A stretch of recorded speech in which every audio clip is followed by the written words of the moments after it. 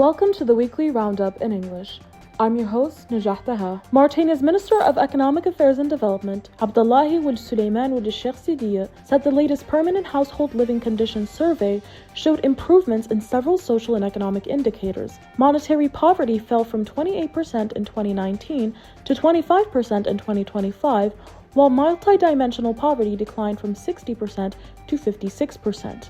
The survey also recorded improved access to water, electricity, education, and healthcare. The minister said the findings provide an important basis for assessing public policies and designing future development programs. Saudi Arabia's Aqua Power reported a 35.9% decline in net profit in the second quarter of 2026 to 308.4 million riyals, despite a 15.1% increase in revenue to 2 billion riyals. The company attributed the decline to lower other operating income, weaker results from equity-accounted investees, and higher administrative expenses. Aqua Power is preparing to develop a 230-megawatt combined cycle gas power plant in Mauritania's N'Djago area, with an estimated investment of $669 million under a 25-year public-private partnership. Mauritanian Prime Minister Mukhtar Ould Djai chaired a ministerial committee meeting to review progress on major development projects. According to the Prime Minister's office, most components of Nouakchot's emergency development program have been completed, while several health centers are expected to be delivered in the coming weeks. The committee also reviewed efforts to expand access to basic services and preparations for the Nouakchott 2 program and a development program for Nouadhibou. Ould Djai calls for faster implementation while respecting deadlines and quality standards. Mauritania's Finance Minister, Kojoro Moussa Nguenour, said public finance reforms launched since 2019 aim to improve spending efficiency, resource management, and accountability. He said the introduction of program-based budgeting in 2026 marked a major shift towards linking public spending to measurable objectives and results.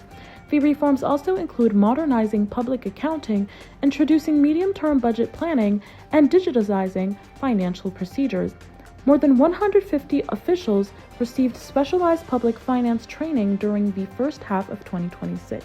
A team from the U.S. Coast Guard's International Port Security Program visited Mauritania to assess security and safety standards at the ports of Nouakchott and Nouadhibou. According to a U.S. Embassy in Nouakchott, the team praised progress made by Mauritania's maritime authorities in implementing recommendations from previous assessments and strengthening port security standards. The U.S. side said continued compliance with international requirements could support trade between the two countries and enhance the safety and security of international maritime shipping.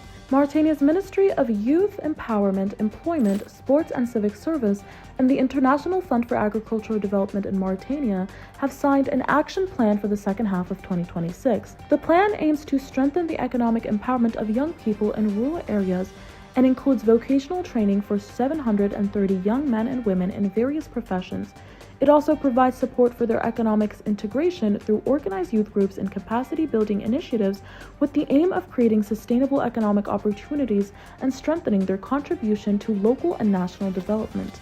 Mauritania launched its 2026 National Ecotourism Campaign on Saturday at Ouaghouat National Park in the Oued-Naga district. The Environment Ministry said the campaign aims to promote ecotourism, highlight the country's natural and cultural resources, and strengthen tourism's contribution to local development. It also seeks to encourage investment and local initiatives linked to the sector.